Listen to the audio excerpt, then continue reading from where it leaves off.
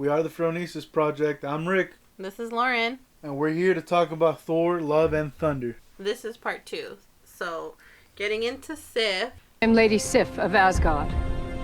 Your world is in grave danger. That ice planet with that big, like, lion mountain god thing that's dead. And her wanting to be like, I want to die here and go to Valhalla. The line she was given was just not good. It wasn't funny for me. I didn't like it. And it was just like, oh, Hemsworth is like, oh, maybe your arm is in Valhalla. And then she's just like, oh, shoot, or something. And I'm like, ugh, I just felt like it was unnecessary. Well, that's the movie trying to be funny in moments where I guess you want to take it a little bit more seriously and maybe have a little bit more of a heart-to-heart. It could have been followed up with the arm thing, and then they could have laughed about it instead of like the whole thing trying to be funny and like her trying to be funny too. Like, and then the rest of the movie, she's not even there. Like she gets taken into like a battle scene. We don't ever see her again until the end, and she's just not saying anything. She's like fighting or whatever. She has an interesting connection between Agents of S.H.I.E.L.D. and the MCU. She's the only character I think that's gone back and forth. That's crossed, yeah. Right, so I think she holds a lot of weight, and not only she's gone from Agents of S.H.I.E.L.D. to the MCU to even Disney Plus. To Loki, yeah. Yeah, like to an extent. She didn't become an active member in that show. She was just a memory. Yeah. The memory loop that in Loki. You know, she's one of the older ones, and you want to see her done right. And it's tough to see her not only hurt but also sideline. You know. Yeah. And she's no longer a factor in the story until like some like little fucking throwaway scene at the end. You know. Exactly, with nothing. I wanted Thor and Sif to be together since the beginning. Like, I don't know. I just thought that they would be good together, but whatever. And then we get Darcy. Yes. It's, Darcy. Darcy.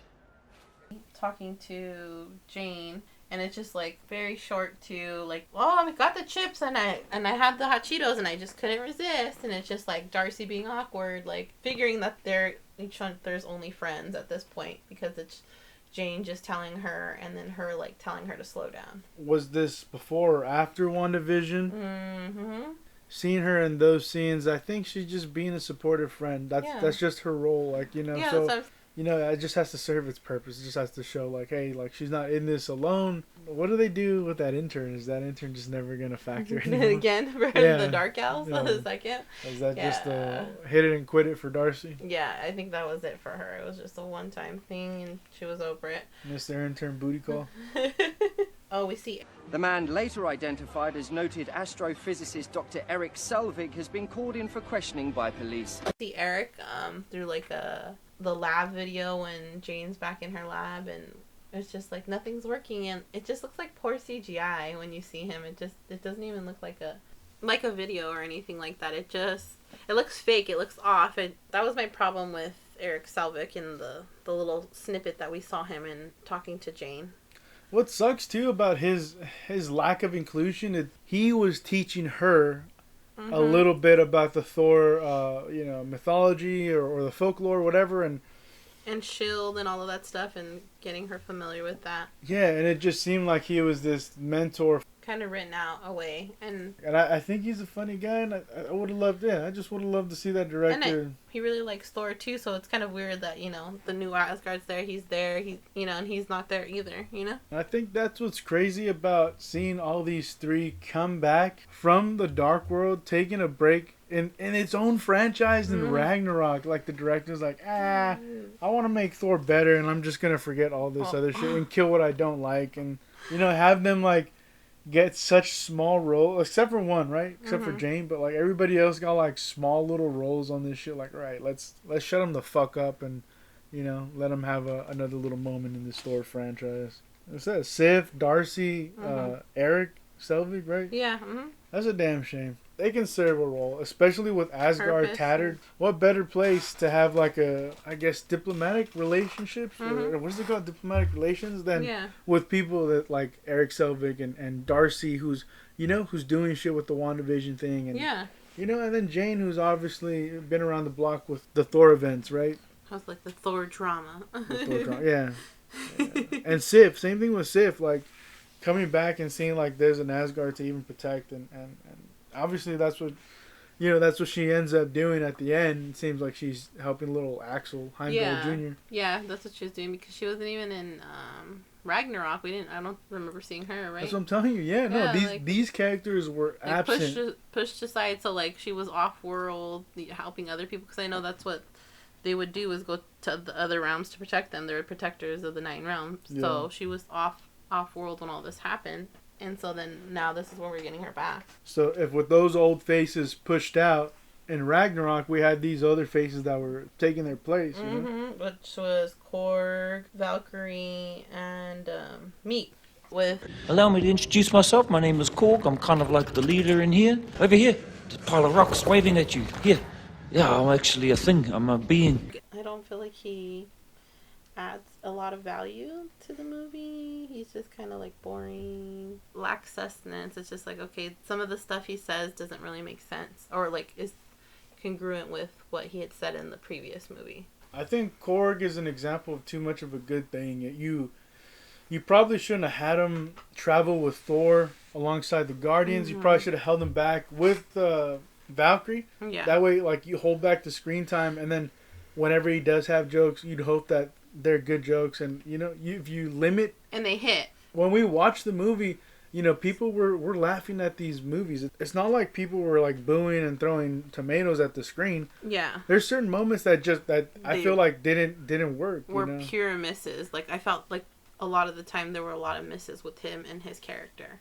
It felt like the fans that we watched it with were receptive to Korg for the most part. It just, there were laughs, but the only thing I have to say is they weren't like splitting sides. Yeah, you know? they weren't hearty hard laughs. Yeah, Right. It's not like he killed and everybody was just like, No. "Whoa, that was a fucking It's banger of a joke." one and done with him. He's really like a one trick pony. Yeah, and like there's that moment where he's like, "Put your hand up," and like, you know, visualize the stuff, and he puts his hand up. Like, you know, when we watched it, no one laughed at that moment. Any so like, of the times, right? And that's the shit I'm saying. Like, there's moments like that, like you were bringing up too.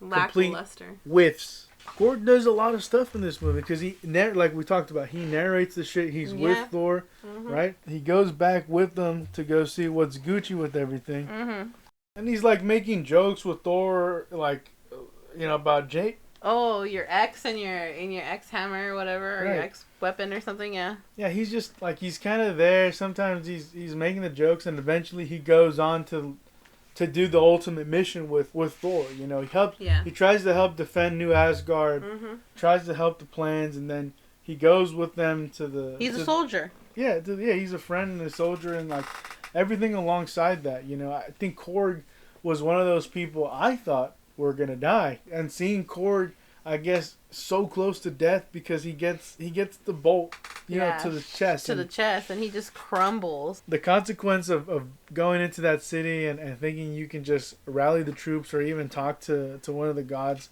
you think that was gonna be felt right there at that moment, and instead it keeps everything chugging along. You know, Korg kind of turns into a mask, or not even a mask, but just like, you know, a little face plate or a little face look. Yeah, because he says the only thing that's alive on the Cronenberg is the mouth. Crumbles into just the face and then uses the whistle to kind of get them out of the situation. But Korg isn't a repeat of like the last movie where like they're the Revengers or whatever the fuck. Korg is like nowhere near like, you know, the final times where they actually go and, you know, try to chase Gore down. Yeah. Korg's not with them, but Korg comes back to narrate, to open it, and then to end it. You know, then you see Korg like in the boat, right? And he's talking about in our species, when two boys love each other, they hold hands in the rocks and everything happens. The hot lava, and they create a Cronenberg baby, but he sings his little song. Oh yeah, but it doesn't make sense. It's like a continuity error because in 3, he talks about his mom having a boyfriend, and they were the only ones who went to his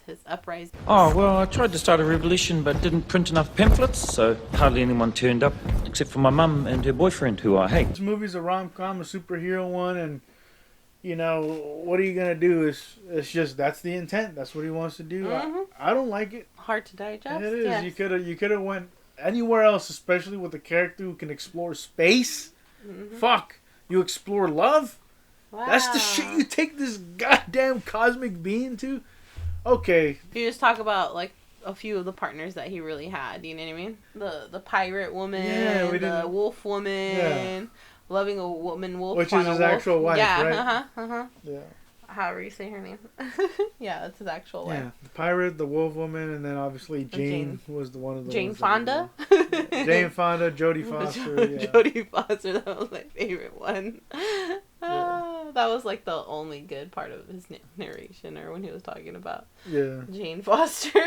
Jodie Foster. And like, see, like it's what's crazy is that it can be like, oh, there's too much Taika in this, but in Ragnarok, I think he body caps Surtur. Then he plays one of the guys who tries to capture Thor when Valkyrie comes down, and and then he plays Korg. So I was like, God, like this guy, I'd rather see Korg and Thor reunite and be like, well, at the end, you like in the middle where he's like, I need to go rally the troops. I need to go rally some gods. You know, you want to come with, and like, that's when I'm down with it. Because he's gonna start a revolution. The Lord of Thunder sends his best.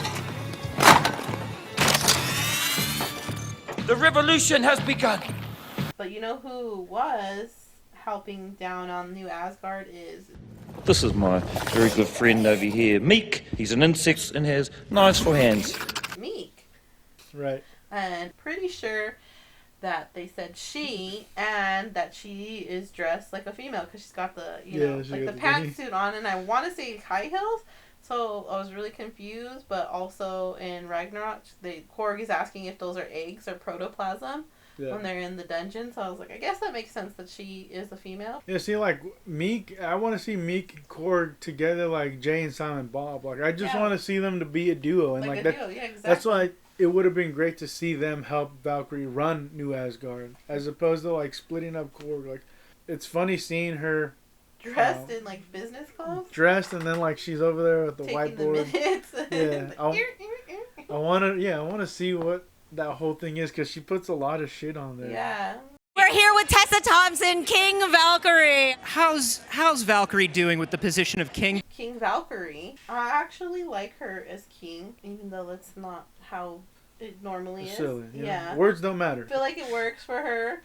I like the blue hair. She just looks bored and like not pleased to be there at all because she's bored, and I feel like she doesn't have to do with anything with her face, which she doesn't do anyway, so it's a good fit for her when we get her in New Asgard as King. I like that she was probably rougher around the edges, and she was an alcoholic. There's a couple elements about her character that seemed interesting. It just the performance and the delivery, everything, whatever, whether it was like the actual written lines for the character married with the performance, it just did not mesh. It wasn't sweet. I didn't like it. She's okay in moments when they're in the omnipotent city and they're walking down and like it's Thor and Mighty Thor, they're going back and forth. She talks to Thor after, and it seems like she's talking to someone that's a friend. There's moments of life. It's animated and it's having fun, and it's something that you want to see.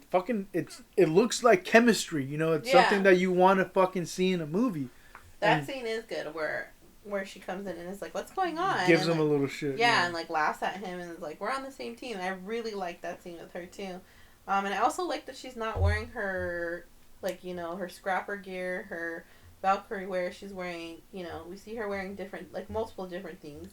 Kind of hate seeing them in the same thing, so she's wearing like this other like body armor, and I like it. It's simple, it's cool, it goes with how she looks. And then at the end she's wearing like a basketball jersey that says King on it. With her specifically, you set her up in Ragnarok and she doesn't give a fuck about anybody. Yeah.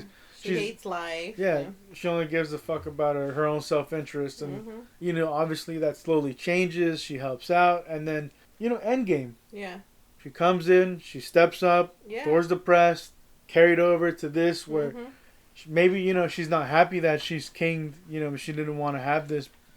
But she took on that responsibility well. Right, and it's not like she gave up or she did that or that, she got depressed. Like, she did her thing, whatever the fuck. She thrived. Yeah, it's just, I personally think it's one of the more weaker decisions to make her king. I think it was more interesting to have Thor be king, refuse to be king in Dark World. Ragnarok happens, is forced to be king. Yeah. Tragedy happens, is forced to be king throughout these hard times. She's not a headliner superhero, but she's doing her part. And lastly, pay respects to the king. When they talk and like, she's kind of giving her a little pick-me-up speech because she slammed the hammer. Yeah. I like that scene, like that. Wholehearted, like they're homies. A friend to friend, I'm trying to empower you kind of shit. I'd rather see something like that where it seems more real, more genuine than something like Captain Marvel. Is there any competition between the different sects, the different groups? There's no competition for me because I'm the strongest, so it's just kind of like a different... Well, you should let her think that, but... Yeah. It's not. As I've said before, it's not. It's just a fact. It's not a personal opinion. And it's not a reflection on what you can't do, but it is also kind of a reflection on all that you can do. It's just that you just know that stronger.